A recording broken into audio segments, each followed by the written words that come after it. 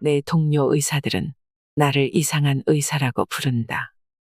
그런데 내가 왜 이상한 의사 노릇을 하고 있는가 하면 이런 방법이 효과가 있기 때문이다.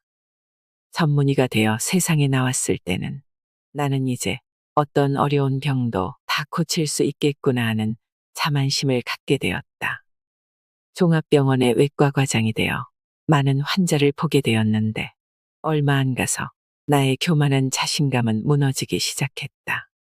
내가 수술한 암 환자가 재발하여 다시 찾아와 임종을 지켜보는 괴로움도 겪게 되고 만성 통증 환자들이 수술이나 약물 치료만으로는 깨끗하게 낫지 않아 마음이 불편한 일도 자주 있었다. 고혈압, 당뇨, 류머티즘, 피부병, 만성간염 환자들이 평생 약을 써도 낫지 않는 경우는 너무나 많았다. 이처럼 현대의학으로 고칠 수 없는 무력한 경우들을 만나면서 내가 하는 일에 회의가 들기 시작했다. 그래서 자연치료의학에 대해 관심을 갖고 공부하기 시작하였다. 그러던 중 현대의학이 포기한 2명의 중환자가 좋아지는 극적인 일이 일어났다. 치료 불가능이라는 진단을 받고 절망에 빠져있던 60대 간암 환자와 40대 심장병 환자가 비슷한 시기에 찾아왔다. 그때 나는 와타나베 쇼와 마나카 요시오의 저서를 보고 있었다. 그 책들의 요점은 현대 서양의학이 병만 보고 인간 전체를 보지 못하는 편견에 사로잡혀 있기 때문에 병이 잘 낫지 않으며 삶의 방식을 자연의 질서에 맞추면 병은 저절로 낫는다는 것이었다. 환자들과 나는 책을 보면서 실험을 시작하였다. 약 6개월 후에 2사람의 병증은 모두 사라져버렸다. 놀라운 일이었다. 나는 하나의 큰 가르침을 얻게 되었다. 어려운 난치병은 자연계에서 사람과 사람이 기르는 짐승들에게만 발병한다는 것이다. 사람만이 자연의 질서에 벗어나 있기 때문이며 자연의 질서로 돌아가면 병은 저절로 낫는다고 했다.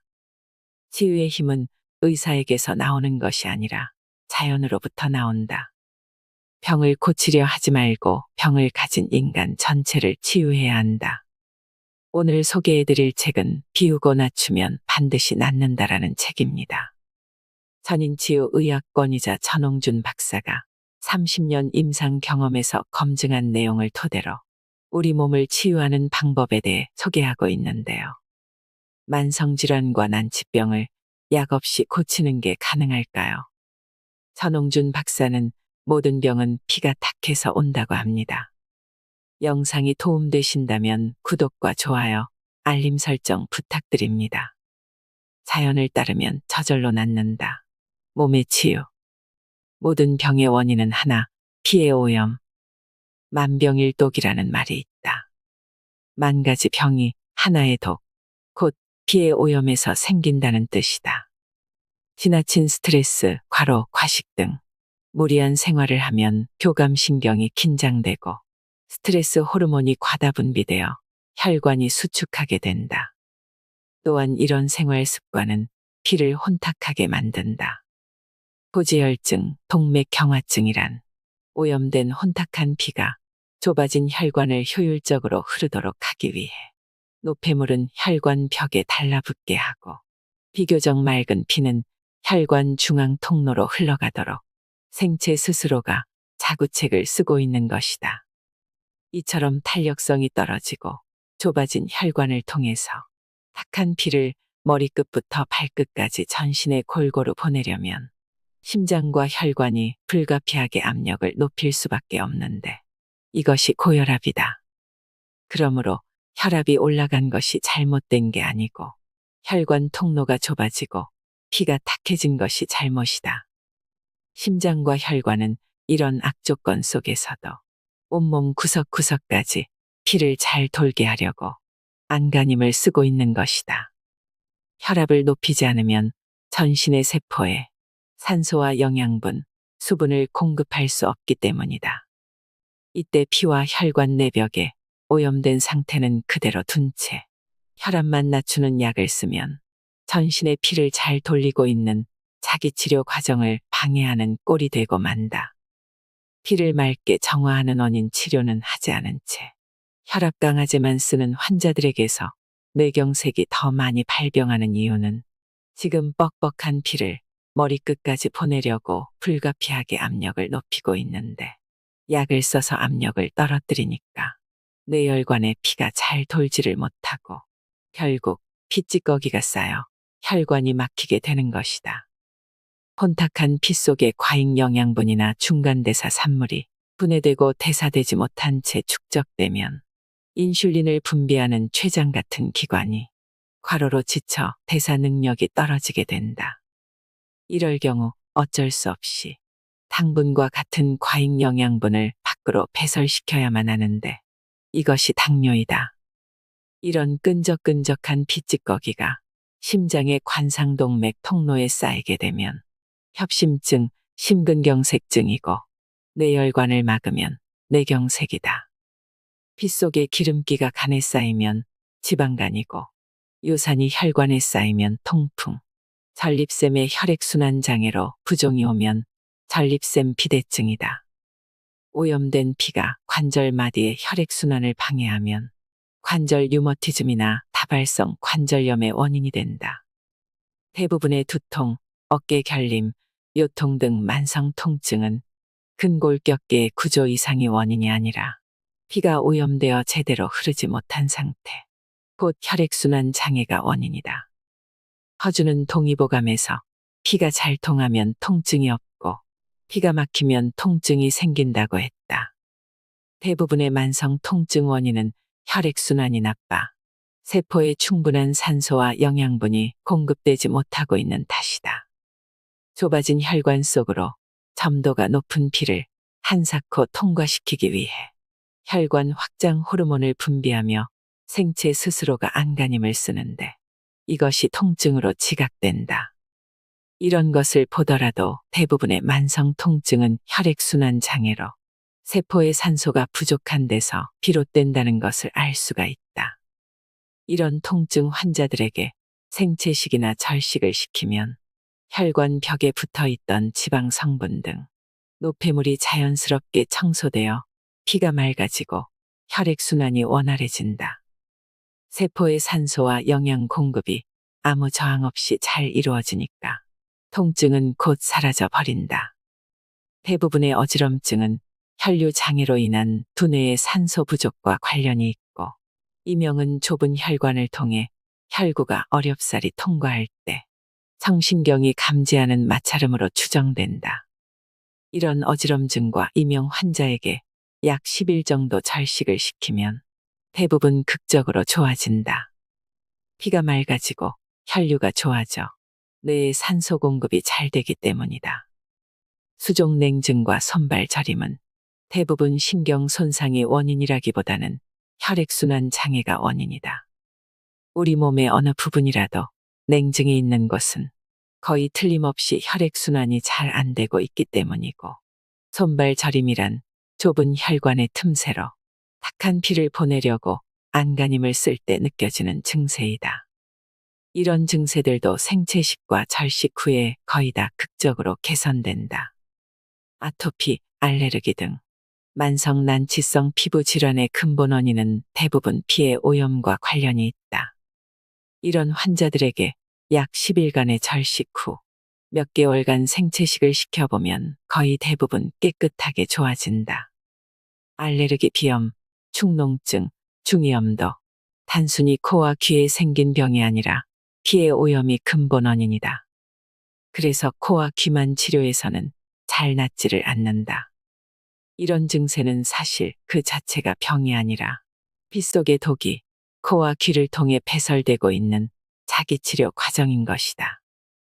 절식과 생채식을 실행하면 대부분 좋아지는데 이는 피가 정화되어 더 이상 코나 귀를 통해 독을 배설할 필요가 없기 때문이다.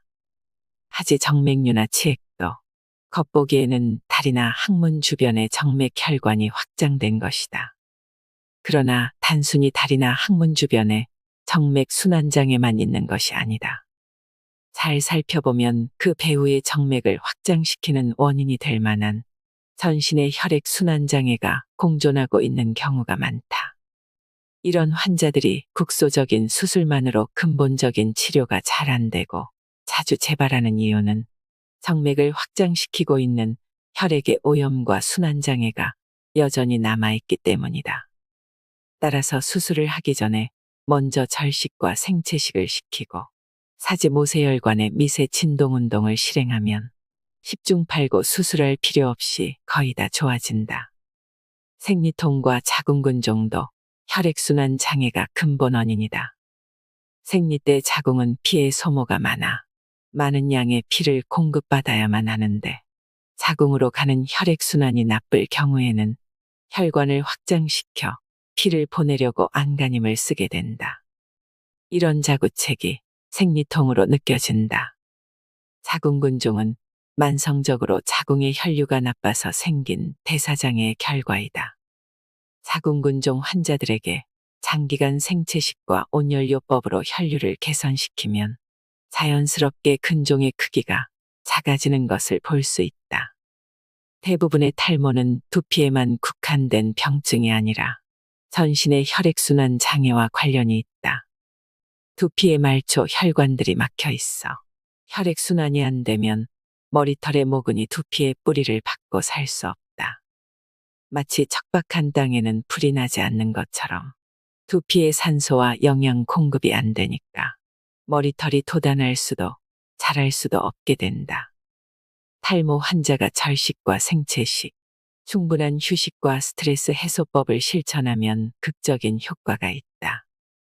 두피의 혈류가 개선되어 모근이 뿌리를 내려 되살아나기 때문이다. 마치 땅이 비옥해지면 풀이나 식물이 잘 자랄 수 있는 것처럼 말이다. 암세포의 특징은 비정상적인 미숙한 세포가 무차별적으로 분열하는 신생물이다. 피가 맑고 혈액순환이 잘 되는 좋은 환경에서는 모든 세포가 생로병사의 정상적인 과정을 거친다. 하지만 피가 탁해져 저체온, 저산소, 고혈당 환경이 되면 어떤 세포들은 정상적인 과정을 거칠 수 없으므로 불가피하게 미숙한 채로 분열하는 선택을 할 수밖에 없게 된다. 이것이 암세포가 생기는 배경이다. 세포가 어려운 환경 속에서 살아남기 위해서 암이라는 비상수단의 생존 전략을 쓸 수밖에 없는 저체온, 저산소, 고혈당 환경을 만드는 원인이 혈액의 오염이다. 위에서 살펴본 병증 이외의 다른 만성적인 질병들도 그 원인을 잘 살펴보면 혈액의 오염과 피의 독으로 귀결될 것이다. 그러므로 피의 오염이라는 근본 원인이 사라지지 않는 한 이런 병증은 끝끝내 사라지지 않고 계속될 것이다. 증세의 치료만으로는 병이 낫지 않는다. 현대 서양의학이 오해하고 있는 것 중에 하나가 증세를 병이라고 생각하는 것이다. 이를테면 설사에는 치사제를, 열이 나면 해열제를, 통증에는 진통제를 쓰는 것과 같은 처치를 당연한 치료법으로 여기고 있다. 그렇지만 증세라는 것이 참으로 무엇인지 잘 살펴볼 필요가 있다. 우리가 부패한 음식을 먹게 되면 복통이나 구역질, 설사 같은 증세가 나타난다. 설사란 부패한 음식이 위장관으로 들어오면 세균이나 독성으로 우리 몸이 피해를 입기 때문에 그런 부패한 음식물을 빨리 몸 밖으로 배출시켜 우리 몸을 보호하려고 조물주가 만들어 놓은 치료법인 것이다. 어떤 약이나 음식물도 섭취하지 말고 더운 물에 염분이나 설탕을 조금 섞어서 마시면 부패한 음식이 설사를 통해 다 배출될 때쯤이면 저절로 증세가 좋아진다. 그런데 설사라고 하는 자기치료 과정을 병으로 잘못 생각하여 곧바로 치사제를 쓰면 어떻게 될까? 부패한 음식이 배출되지 못하고 장내에 남아있기 때문에 고통이 장기화하거나 병을 키우는 결과를 초래하는 꼴이 되고 만다. 감기에 걸리면 흔히 열이 나고 입맛이 떨어진다. 열은 백혈구가 몸에 침입한 감기균을 잡아먹기 좋도록 조물주가 만들어 놓은 치료법 중에 하나이다.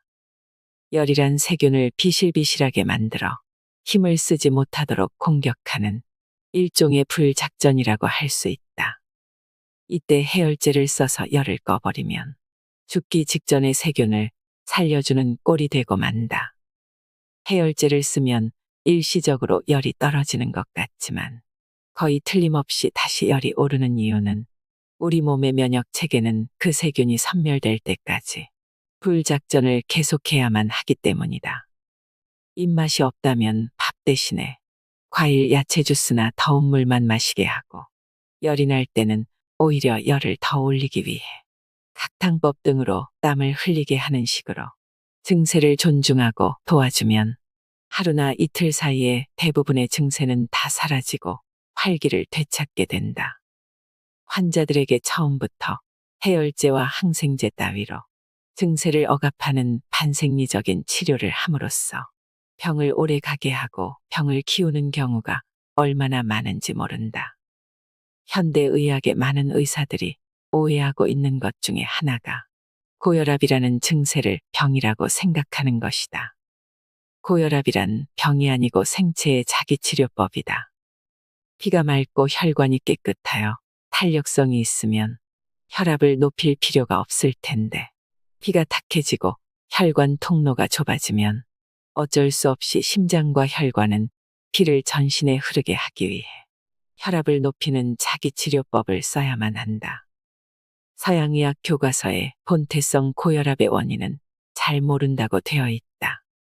이는 고혈압을 병이라고 생각하고 원인을 찾으니까 원인이 잘 보이지 않는 것이다. 대부분의 만성 통증이라는 증세도 혈액순환이 잘 안 되는 신체 부위에서 피를 통과시켜 세포에 산소와 영양을 공급하고자 최선의 노력을 다하고 있는 자기치료 과정이다. 오늘날 많은 통증 환자들에게서 약물, 수술, 물리치료와 같은 방법으로는 근본적인 치료가 잘 안 되는 이유는 혈액순환 장애라는 원인이 해결되지 않고 있기 때문이다. 그렇다고 모든 증세를 그대로 내버려 두는 것이 언제나 옳다는 말은 아니다. 통증 자체가 자기 치유 과정이다. 아프면 낫는다는 말도 맞지만 도저히 참을 수 없는 심각한 통증을 방치하면 쇼크에 빠질 수 있기 때문에 이런 경우에는 진통 치료가 꼭 필요하다. 고혈압의 경우도 그렇다. 심장이나 혈관이 압력을 높이기 위해 애를 쓰고 있는데 그대로 방치하면 심장이나 혈관벽을 손상시킬 수 있고 높은 압력을 못 이겨 뇌혈관 파열을 일으킬 위험성이 있다. 피를 맑게 하는 원인 치료를 당장 하지 못할 경우라면 혈압을 낮추는 대증요법을 일시적으로 쓰는 것이 현명한 선택일 수 있다. 그러나 증세 자체가 곧 병이 아니라는 것은 확실하다. 그러므로 피를 맑고 깨끗하게 해주는 것과 같이 근본 원인을 해결해주면 우리 몸의 증세는 곧 사라지게 된다. 평생 약을 먹겠는가? 질병을 완치하겠는가? 일평생 약을 먹을 수밖에 없다고 생각하고 있는 많은 환자들, 그리고 평생 동안 약을 끊어서는 안 된다고 가르치고 있는 의사들은 이 물음을 놓고 한 번쯤 잘 생각해 보면 좋겠다. 지난 30여 년 동안 진료하면서 생채식과 절식, 낮에 걷고 밤에 쉬게 하는 단순한 자연요법만으로 먹던 약을 모두 끊고도 건강해진 사람들을 헤아릴 수 없이 많이 보아왔다. 지금도 나를 찾는 많은 환자들은 혈압약이나 당뇨약, 관절염 약, 항암제 등을 끊고 싶다는 사람들이다. 나는 이들에게 처음부터 바로 약을 끊게 하지 않고 약 2주간이나 4주 동안 지금 먹고 있는 약을 계속 복용하면서 생채식, 생채소, 해초류, 과일, 견과류만을 먹는 섭생법과 자연요법을 실천하도록 하면 대체로 병증이 많이 개선된다. 피가 맑아져서 혈액순환이 좋아지기 때문이다. 그 후 점진적으로 약을 끊고 약 1주간이나 10일 정도 절식, 곧 생야채즙이나 야채, 과일 발효에 더운 물, 약간의 염분만을 취하게 하면 거의 예외 없이 혈압이나 당뇨, 고지혈증, 간 기능 등이 정상 상태로 회복된다. 이때부터 대부분의 환자들에게는 더 이상 약이 필요 없게 된다. 그 후 아침 식사로 생야채즙이나 야채 과일 발효액, 생강차 한 잔 정도. 그리고 점심과 저녁 식사로는 현미밥과 생채소를 주식으로 하며 낮에는 적당한 운동, 밤에는 충분한 휴식, 반신욕이나 냉온욕과 같은 생활 습관을 계속하면 된다. 그 후 혈압이나 혈당이 다시 오르면 약부터 쓸 게 아니라 내 피가 또 탁해졌구나 하고 이 방법을 다시 쓰면 된다. 이것은 이처럼 쉽고도 단순하다. 몸은 무겁게 오염되어 있으면서 약만 먹고 있는 환자들을 주변에서 많이 볼 수 있는데 이런 환자들을 볼 때는 정말 가슴이 답답하다. 피의 오염은 그대로 둔 채 고혈압에는 혈압약을, 당뇨에는 당뇨약을 쓰는 서양의학의 대증요법과 같다. 병의 원인은 그대로 두고 병의 결과만 지우려고 하니까 평생 동안 약을 써도 낫지 않는 것이다. 암도 자연 치유가 된다. 오래전 내가 외과의사 시험을 보았을 때 암에 대한 3대 치료법을 쓰시오라는 문제가 출제된 일이 있었다. 그 정답은 수술, 항암요법, 방사선 치료였다. 나는 이런 교육을 받았기 때문에 과거에 만난 암 환자들에게는 의심할 바 없이 3대 요법만을 실행하였다. 그러나 지금은 그렇게 하지 않고 있다. 그 이유는 3대 요법이란 암의 원인을 치료하는 것이 아니고 눈에 보이는 암의 증세만을 제거할 뿐 암의 근본 치료법이 아니기 때문이다. 암의 원인에 대한 현대의학의 학설은 아직까지 정확하게 밝혀진 것은 없다. 내과 의사이자 암 면역학자로 명성이 높은 아보 토오루 교수는 암 발병의 두 가지 원인을 혈액의 오염에 따른 저산소와 저체온이라고 설명한다. 암이 생기는 진짜 이유는 혈액의 오염이다. 피가 맑고 깨끗해서 혈액순환이 잘 된다면 암이 생길 수가 없다는 것이다. 우리나라는 지난 4년 동안 암 발병률이 60%나 증가하여 성인 3명 중 1명이 암에 걸리고 있고 이런 추세로 간다면 조만간 2명 중 1명이 암 환자가 될지도 모른다고 우려한다. 왜 이렇게 되고 있을까? 지난 몇십 년 사이에 고혈압, 고지혈증, 당뇨, 뇌졸중 같은 대사장애 환자가 급속하게 증가하고 있는데 이는 암 환자 수의 급속한 증가와 그 궤를 같이 하고 있다. 이것을 보더라도 대사장애와 암의 발병 원인은 같은 배경인 혈액의 오염이라는 것을 추정할 수 있다. 모든 성인에게서는 대체로 하루에 수천 내지 수만 개의 암세포가 생기는 것으로 알려져 있다. 그렇지만 자연살해세포나 대식세포와 같은 면역 담당 세포가 그때그때 암세포를 잡아먹어 버리면 암이 되지 않는다. 면역력이 떨어져 암세포를 잘 청소하지 못해서 암세포가 쌓이면 암이 되는 것이다. 수술, 항암제, 방사선 치료와 같은 3대 치료를 받고 있는데도 계속 나빠지고 있는 환자들이 많이 있다. 이런 환자들이 혈액을 정화시키는 해독과 면역 증강요법, 그리고 산소요법과 온열요법을 믿고 적극적으로 실행했을 때 병증이 개선되는 사례를 많이 보았다. 여기서도 암의 원인이 저산소, 저체온과 밀접하게 관련이 있다는 것을 추정할 수 있다. 58세 여성 간암 환자가 우리 클리닉을 찾아왔다. 이런 환자들을 위해서 나는 두 가지 치료 원칙을 가지고 있다. 첫째는 마음속으로 반드시 낫는다는 믿음을 가지게 한다. 몸의 상태나 형편을 보지 말고 아프지만 이미 다 나았다고 믿는 것이다. 병을 생각하지 않고 건강해진 상태만 생각하고 상상하게 한다. 둘째는 3대 요법과 같은 병을 공격하는 방법 대신에 전신의 해독과 면역 증강 요법을 실행하여 피를 맑게 하고 혈액순환을 촉진시킨다. 이것이 체내의 산소와 체온을 높이는데 가장 필요한 일이다. 이와 함께 다양한 산소요법과 온열요법을 병행한다. 이 여성 간암 환자는 지금은 건강했던 예전의 모습을 되찾았다. 그동안 만났던 많은 환자를 통해서 내가 배운 교훈은 만성질환이나 난치병을 고치려면 삶을 근본적으로 변화시켜야 한다는 것이다. 삶에 대한 태도와 생활 습관을 고치는 것이 그렇게 중요하다는 것은 몇 번을 강조해도 부족하다. 그 중에서도 특히 마음을 변화시키는 것이 제일 중요하다. 내가 암 환자들을 보살피면서 배운 바를 요약하면 암 환자가 지금 어떤 치료를 받고 있든지 다음과 같은 생활요법, 절식과 생채식을 통한 해독, 곡식 채식 위주의 소식, 낮에는 햇볕을 쬐이면서 걷기, 밤에 일찍 자고 충분히 휴식하기, 더운 물 목욕을 비롯한 여러 가지 온열요법, 심호흡이나 나체요법과 같은 산소요법, 그리고 병을 보지 말고 이미 다 나았다고 믿고 상상하기, 삶의 더 높은 목표를 향하여 도전하기가 꼭 필요하다는 것이다.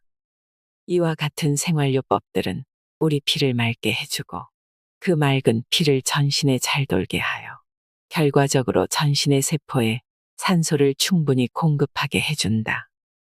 아침 식사 안 하면 안 되나? 아침에 배가 고프지 않으면 먹지 않아도 된다. 배가 고프지 않다는 것은 우리 몸이 음식을 원치 않으며 위가 소화할 준비가 되어 있지 않다는 사인이다. 나와 우리 가족은 지난 20여 년 동안 아침을 생야채즙 한 잔으로 대신하고 있다. 사람들의 영양 상태를 체크해보면 대부분 필수 영양소인 미네랄은 부족하고 콜레스테롤이나 중성지방은 많은 편이다. 따라서 단백질, 지방, 탄수화물의 섭취를 줄이고 부족한 미네랄과 비타민은 더 많이 공급해야 한다. 이를 위한 제일 좋은 방법이 아침 식사를 생야채즙 한 잔으로 대신하는 것이다. 양배추, 케일, 당근, 비트와 같은 생야채를 즙을 짜서 먹고 필요하다면 사과 등의 과일을 약간 곁들일 수 있다. 내 세포의 기능을 돕기 위해서도 아침 식사 대신에 생야채즙이 더 좋다. 오늘날 우리 건강을 해치는 가장 큰 이유 중 하나는 과식, 영양 과잉과 영양 불균형이다. 어린이에서 노인까지 모든 국민이 아침 식사를 생야채즙 한 잔으로 대신하게 된다면 이 습관만으로도 국민 전체의 건강 증진에 크게 기여할 것이다. 요즘 일일 일식, 간헐적 단식과 같은 절식요법이 유행하고 있다. 과식과 과잉 영양이 건강을 해치는 오늘과 같은 시대에는 아주 권장할 만한 식사법이다. 점심 한 끼만 먹는 일일 일식이라면 아침과 저녁은 생야채즙으로 대신해도 아무 문제가 없고 간헐적 절식을 할 때도 그 절식하는 날은 생야채즙을 자주 마시면 해독과 건강 증진에 아주 좋은 대안이 될 수 있다. 생각을 바꾸면 낫는다. 마음의 치유. 마음의 변화가 몸의 변화를 가져온다. 마음의 상태가 몸에 영향을 미친다는 것은 누구나 늘 경험하고 있는 사실이다. 기쁠 때는 얼굴에 웃음이 번지지만 슬플 때는 눈에서 눈물이 나온다. 화가 나면 손이 떨리고 얼굴이 빨개지며 혈압이 오르기도 한다. 심한 공포를 느낄 때는 식은땀이 나고 더러는 대소변을 조절하지 못하는 수도 있다. 20세기에 들어와서 많은 의학자들이 마음으로 병을 고치는 심신요법이 효과가 있다는 것을 과학적으로 증명하기 시작하였다. 그 대표적인 의사가 미국 스탠퍼드 대학의 데이비드 슈피겔이다. 그는 유방암 환자 861명을 두 그룹으로 나누어서 한쪽 실험 대상 그룹에게는 마음을 변화시키는 심신요법을 받게 하고 대조 그룹에게는 받지 않게 하였다. 10년 후 놀라운 일이 일어났다. 심신요법을 받은 그룹이 대조 그룹에 비해서 평균 생존율이 압도적으로 높았다는 것이다. 통증을 호소하는 환자에게 진통 효과가 전혀 없는 가짜 약을 주면서 통증에 특효가 있다고 믿게 한 다음 투여하면 실제로 50%에서 통증이 사라지는 결과가 관찰된다. 이는 치료된다고 믿는 마음이 뇌에 작용하여 통증을 없애는 엔도르핀이라는 물질을 분비시키기 때문이다. 자율훈련법이라는 치료법을 개발한 정신과 의사 요하네스 슐츠는 마음을 고요하게 진정시킨 상태에서 나무젓가락을 뜨거운 쇠젓가락이라고 믿게 한 뒤 그 나무젓가락을 손에 쥐게 했을 때 금방 화상을 입은 것처럼 피부 반응이 일어나는 것을 관찰하였다. 또 발바닥이 따뜻해진다고 스스로 말하면서 그렇게 믿으면 실제로 발바닥에 체온이 올라간다는 것도 발견하였다.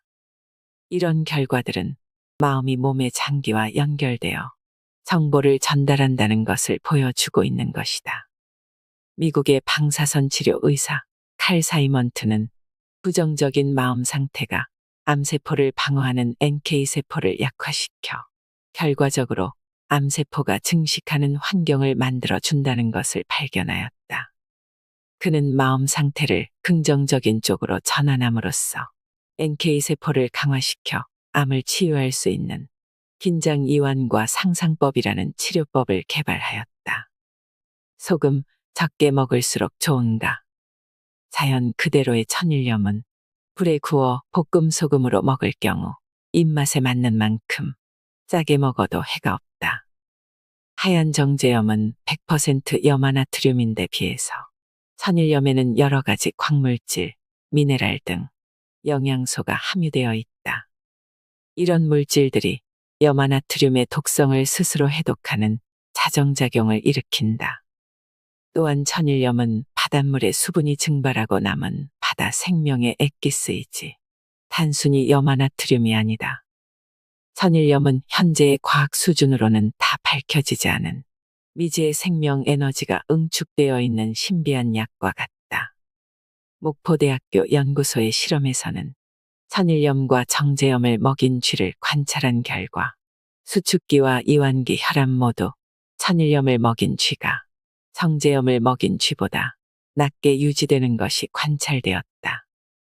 정제염 속의 염화나트륨은 혈압을 높이는 데 관여하는 안지오텐신 전환 요소를 활성화시키는 반면 천일염 속의 마그네슘, 칼슘, 칼륨 등의 미네랄은 나트륨의 배설을 촉진시키기 때문에 이런 결과가 나오는 것으로 해석된다.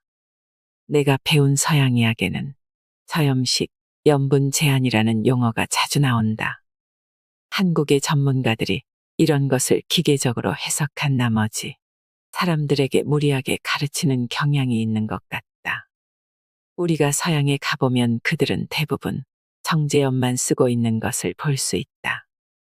정제염을 쓰는 문화권의 사람들에게는 저염식을 해야 하고 염분 제한을 해야 한다는 것이 맞는 말이다.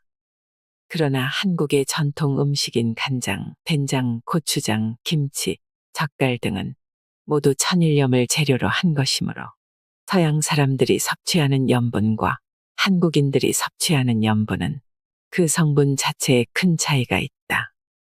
저염식과 염분 제한을 너무 무리하게 실천하면 건강을 해칠 수가 있다.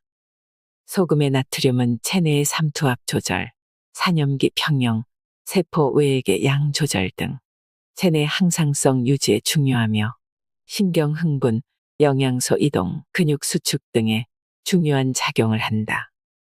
소금이 결핍되면 두통, 권태, 식욕부진 등의 증상이 나타날 수 있고 장기간 결핍이 지속되면 무기력감, 피로, 불안감 등을 겪을 수도 있다.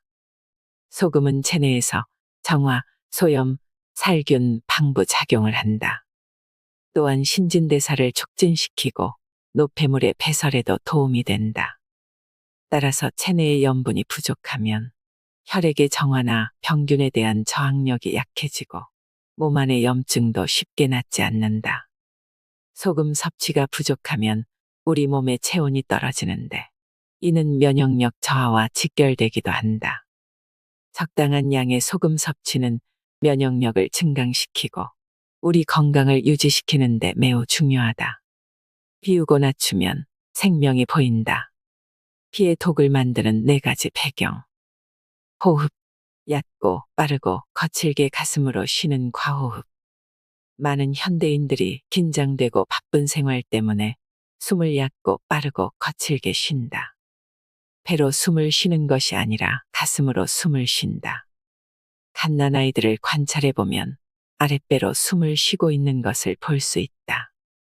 대체로 나이가 들면서 호흡의 중심이 아랫배에서 점점 위로 올라가 성인이 되면 가슴으로 숨을 쉬고 임종 때가 되면 목에서 가쁜 숨을 몰아쉬다가 세상을 떠나게 된다.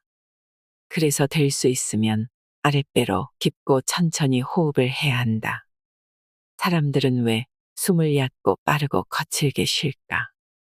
현대인들의 스트레스와 밀접한 관련이 있다.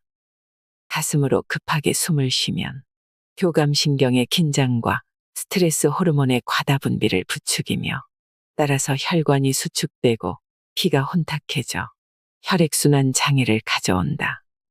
혈압의 상승, 심장박동수의 증가, 저체온과 같은 불건강의 증세들이 이런 식의 과호흡과 밀접한 관계가 있다. 숨을 깊고 천천히 아랫배로 쉬어야 하는데 반대로 빠르고 얕고 거칠게 과호흡을 하면 숨 쉬는 중심이 자연히 아랫배로부터 가슴과 목 쪽으로 올라갈 수밖에 없다. 과호흡 상태가 반복되거나 지속되면 피가 오염된다. 한마디로 얕고 빠르고 거칠게 쉬는 과호흡이 혈액을 오염시키는 것이다. 음식, 동물성, 화학식품의 과식. 음식이 어떻게 피의 독을 만들게 될까? 피의 독을 만드는 섭생법은 한마디로 너무 많이 먹는 과식이다. 특히 현대인들이 즐기는 동물성 음식에 과식이 피를 오염시키는 주요 원인이다. 과식을 하면 피 속에 과잉 영양분과 중간대사 산물이 쌓이게 되고 많은 노폐물이 축적된다. 장내에 유익한 미생물들은 약화된다.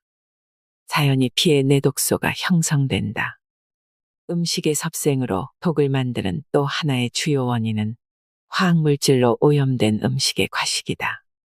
전통적 섭생법을 지키고 있는 히말라야나 아프리카 원주민들에게 암이나 대사장애와 같은 난치병이 거의 발병하지 않는 이유는 그들의 조상이 했던 자연농법에 따라 오염되지 않은 토양에서 자란 농작물만 섭취하는 생활 습관 때문이라고 알려져 있다. 요즘 사람들이 앓고 있는 많은 질병은 화학비료와 제초제, 농약에 의존하는 화학농법으로 생산된 농작물, 화학사료와 반생태적 사육 환경에서 생산된 축산물과 어패류의 섭취와 밀접한 관련이 있다. 또한 사람들이 날마다 먹고 있는 많은 음식물은 공장에서 제조된 것으로 수많은 식품 첨가물과 보존제와 향신료, 착색제가 들어있어서 자연식품이 아니라 화학식품이라고 할 수 있다. 오늘날 한국인의 3대 사망 원인인 암, 심장병, 뇌졸중과 수많은 만성 난치성 질환들의 발병 원인은 동물성 식품과 화학식품의 과다 섭취와 밀접한 관련이 있다. 피를 오염시키는 원인은 이와 같은 불량식품의 과식인 것이다. 활동, 충분한 휴식 없는 과로. 요즘 사람들은 해야 할 일이 너무 많다. 경쟁 사회에서 남과 비교하면서 사는 탓에 욕망도 늘어가고 있다. 그러다 보니 매일같이 과로를 하고 휴식을 취하지 못한다. 과로하면 교감신경이 흥분하고 아드레날린이나 코티솔 같은 스트레스 호르몬이 과다 분비되어 피를 탁하게 만들고 혈관을 수축시킨다. 지나치게 성실하게 살려고 노력하기 때문에 병을 만드는 사람들이 얼마나 많은지 모른다. 사람들이 날마다 애를 너무 많이 쓴다. 밤에 잠을 자지 못하고 일을 하는 사람들에게서 암 발병률이 높다는 보고가 있다. 낮에 일하고 밤에는 쉬어야 하는데 휴식을 취하지 못하기 때문에 스트레스를 받게 되고 교감신경이 흥분되어 피를 오염시키는 것이다. 마음, 불쾌한 생각, 불편한 감정. 현대인들은 지나친 스트레스 속에서 살고 있다. 스트레스가 많으면 스트레스 호르몬이 과다 분비되고 자율신경의 균형이 깨져서 교감신경이 흥분하게 된다. 교감신경이 흥분하는 것만으로도 피 속의 콜레스테롤, 중성지방, 혈소판, 적혈구 등이 많이 생성되므로 피가 끈적끈적해진다. 스트레스 호르몬의 과잉 분비로 혈관이 수축되고 피가 끈적끈적해지니까 혈액순환이 잘 안 되는 것이다. 앞에서 살펴본 과호흡, 과식, 과로 자체가 그대로 스트레스의 원인으로 작용하지만 스트레스의 또 하나의 큰 원인은 마음이 불쾌한 생각에 사로잡혀 있는 것이다. 마음 가운데 불쾌한 생각의 양이 많을수록 불편한 감정의 강도가 클수록 스트레스의 강도도 커진다. 지나친 스트레스가 마음도 오염시키고 피도 오염시킨다. 피를 맑게 하는 4가지 원리. 비우고 낮추기. 과호흡, 과식, 과로. 지나친 스트레스가 피를 탁하게 만든다고 했는데 피를 맑게 하려면 이것을 뒤집어서 반대로 실천하면 되지 않겠는가. 과호흡 대신에 깊고 느린 숨으로, 과식 대신에 소식과 절식으로, 과로 대신에 휴식과 운동으로, 지나친 스트레스 대신에 유쾌한 생각으로 돌이키면 된다. 호흡. 숨을 비우고 호흡의 중심을 낮춰라. 들이마시는 숨은 의식하지 말고 숨을 내쉬는 데만 관심을 갖고 내쉬는 숨을 휴하며 길게 비우는 것이다. 이렇게 숨을 끝까지 길게 비우면 들이마시는 숨이 저절로 깊게 들어오게 되어 있다. 이것은 마음을 비우는 것과도 같은 이치이다. 이처럼 숨을 내쉬면서 비우기를 거듭하면 호흡의 중심이 저절로 아랫배로 내려가게 된다. 얕고 급하고 거칠게 쉬는 과호흡은 숨 쉬는 중심이 가슴 위쪽으로 올라가면서 피가 오염되는 데 반해서 내쉬는 숨을 길게 비우면 호흡의 중심이 아랫배로 내려가면서 피가 맑아진다.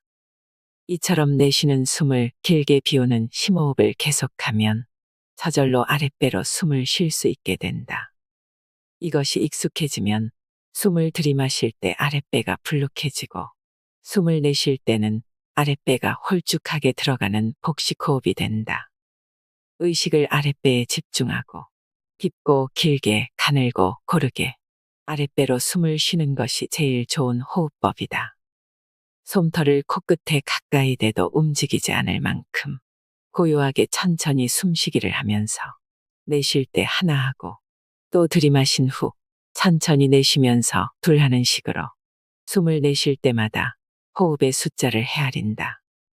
이런 식으로 숨쉬기를 매일 300번씩 규칙적으로 실천한다면 어떤 난치병도 다 낫는다고 한다. 다양한 만성 퇴행성 질환자들이 숨을 길게 비우고 호흡의 중심을 아랫배로 낮추는 이와 같은 호흡법을 통해서 자연 치유된 사례들이 많이 있다.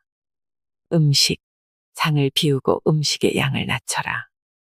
과식이 피를 오염시켰으니까 피를 맑게 하려면 적게 먹으면 된다. 더 적극적으로는 며칠 동안 절식을 하면 웬만한 병은 모두 좋아진다. 상자를 가득 채우는 과식, 특히 동물성 음식을 과식하면 상자 내의 미생물이 독을 만들게 된다. 상자를 비우는 절식, 생채식처럼 곡채식 위주의 소식을 하면 상자 내의 미생물이 우리 몸의 엄청난 면역력을 증강시킨다. 연구에 의하면 인터페론이라는 항암 물질이 정상인에게는 6,000유니트 정도인데 암 환자들은 평균적으로 2,000유니트 정도로 저하되어 있다고 한다. 소식과 생식을 하고 있는 사람들은 12,000에서 24,000유니트 정도이나 주로 동물성 음식을 과식한 사람들은 압도적으로 인터페론의 수준이 낮다. 과식을 하면 면역을 담당하는 백혈구가 피 속의 찌꺼기를 잡아먹느라 지쳐서 면역력이 낮아지게 된다. 생식, 절식, 소식의 방법은 매우 쉽고도 단순하다. 생식요법이란 생야채 즙, 잎과 뿌리를 곁들인 생야채, 생현미 잡곡 가루, 생해조류, 견과류 등을 주식으로 하는데 화학비료와 살충제, 화학물질로 오염되지 않은 재료를 선택한다. 그동안 장기간 약물을 복용해온 환자라도 10에서 15일 동안의 생식요법을 통해서 피가 해독이 되면 거의 다 약을 끊고도 병증이 좋아진다.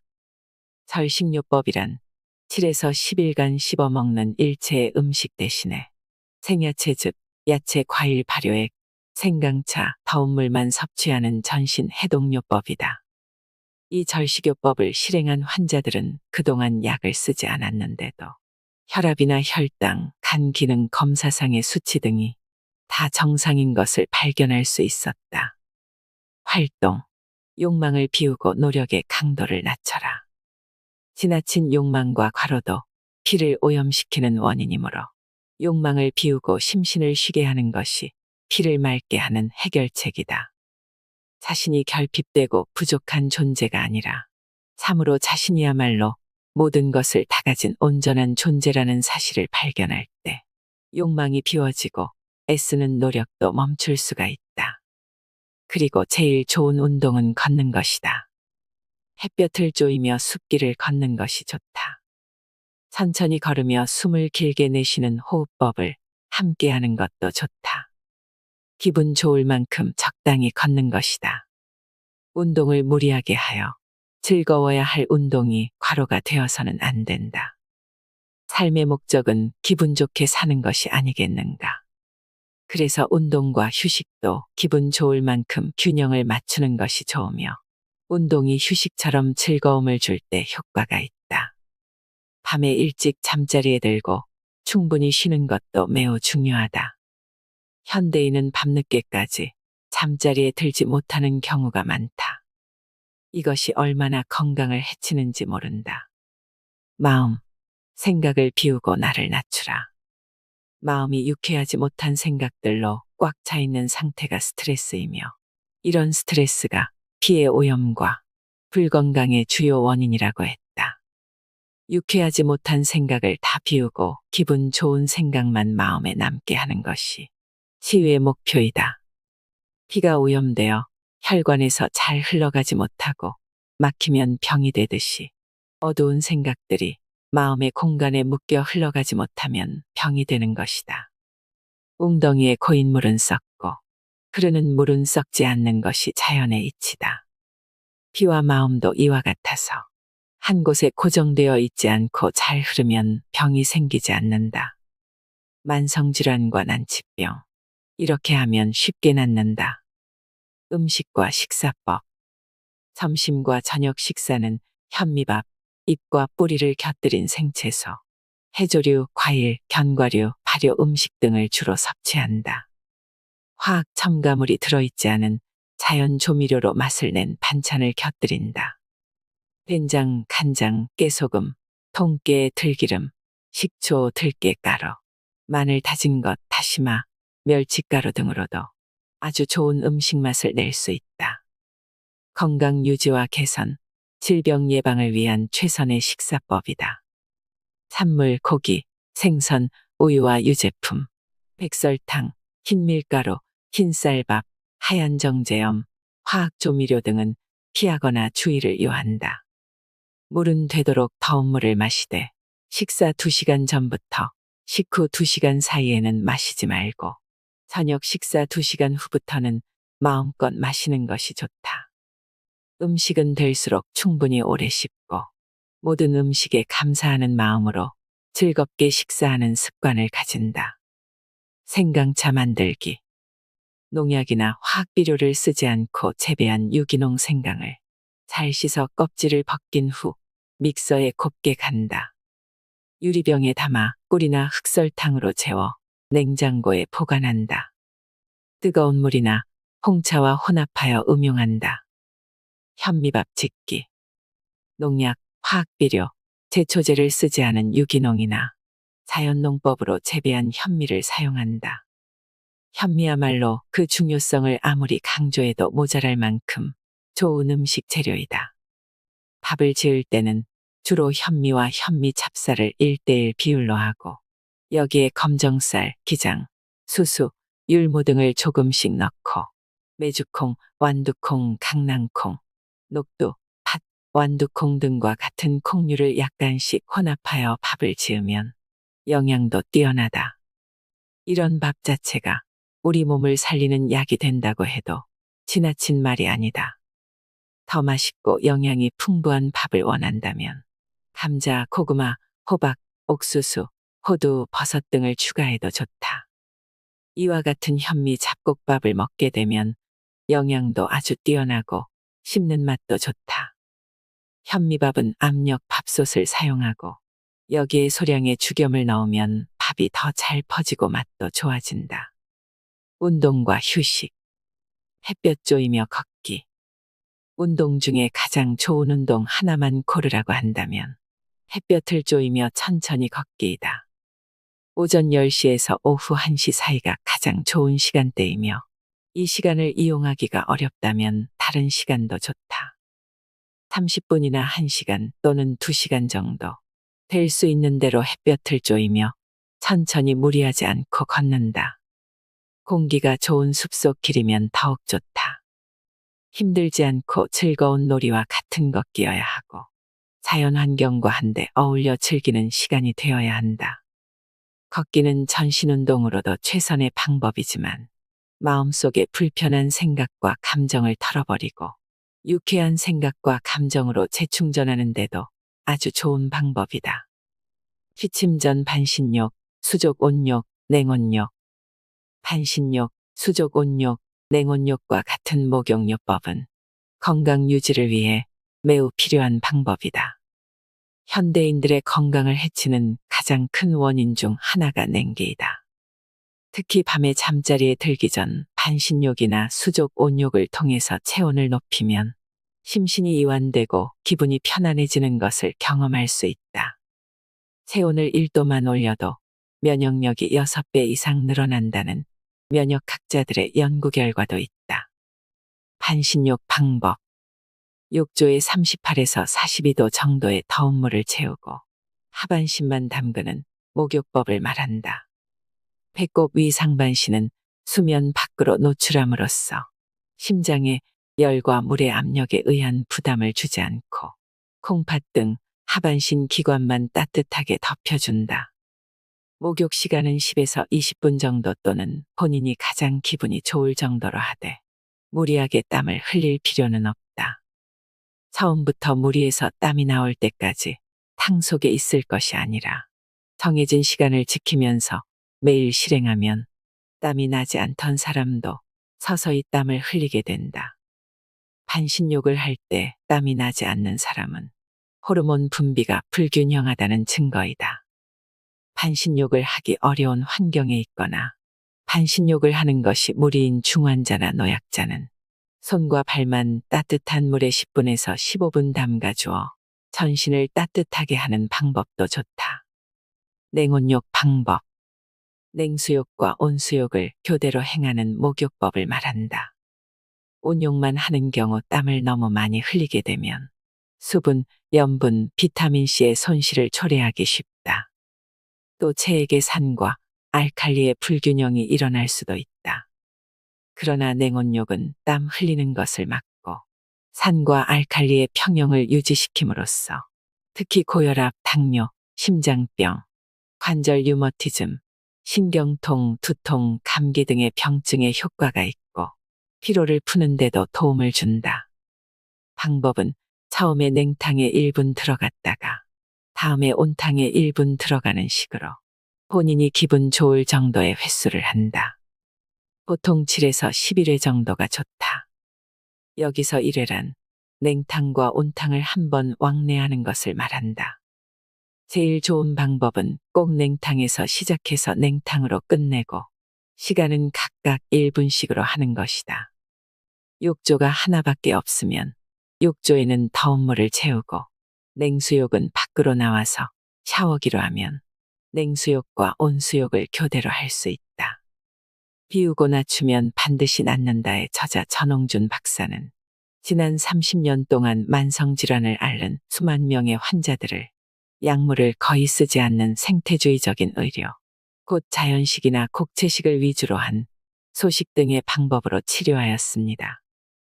자연의 질서에 맞는 생활 습관을 따르는 것은 참 중요합니다. 숨을 비우고 호흡의 중심을 낮추세요. 장을 비우고 음식의 양을 낮추세요. 욕망을 비우고 노력의 강도를 낮추세요. 생각을 비우고 나를 낮추세요. 이 네 가지를 잘 비워내면 건강하고 행복한 삶을 누리실 수 있을 것입니다. 그동안의 잘못된 생활 방식과 습관을 바꿔 스스로 치유하는 나날이 되시길 바랍니다. 이상으로 인생의 품격이었습니다. 하루하루 당신의 품격이 더 빛나길 바랍니다.